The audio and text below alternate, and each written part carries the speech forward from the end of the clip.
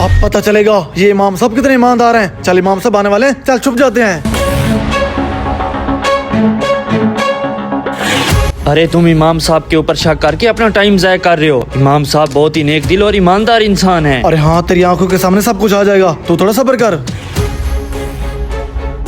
अरे वो देखें, इमाम से भाग गया। मस्जिद में इतने सारे पैसे पता नहीं किसके हैं। ऐसा करता हूँ मैं खुद उठा लेता हूँ। अरे ये तो पैसे भी उठा रहा है।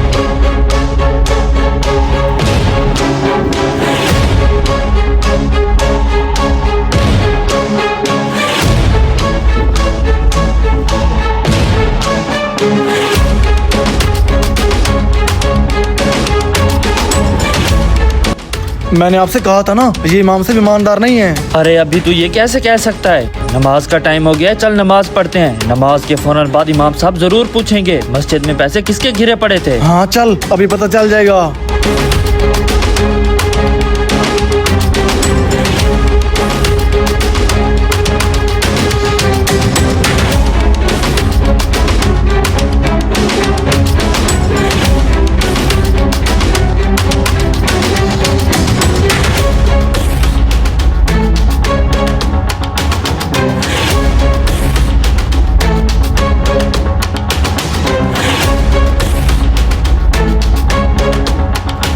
इसका मतलब मेरा शक सही निकला, इमाम साहब ने पैसों का तो पूछा ही नहीं है।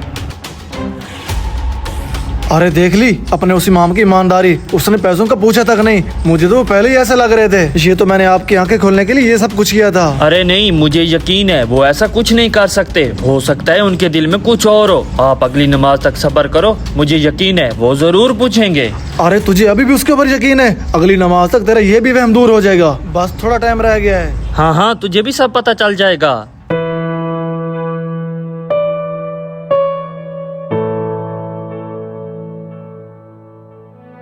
माजरत के साथ इमाम साहब, कल से आप हमारी मस्जिद में नमाज पढ़ाने ना आना। कल से हम एक नए इमाम साहब रख लेंगे। मजहर भाई मुझे ऐसा क्यों कह रहे हैं? मुझसे कोई गलती हो गई है? हाँ जी इमाम साहब, हमें एक ईमानदार इमाम की जरूरत है, जो कि हमें वो चीज नहीं है। अगर कोई नमाजी अपनी यहाँ पे कीमती चीज भूल जाता है तो इमाम साहब का हक बनता है कि उनसे पूछे, और ये नहीं कि आप अपनी जेब में रख के बैठ जाओ। अभी हमने आपको आजमाने के लिए जहाँ पे पैसे रखे हैं, आपने वो पैसे उठा के अपनी जेब में डाल दिए, और नमाज के बाद किसी नमाजी से पूछा तक नहीं कि ये पैसे किसके हैं।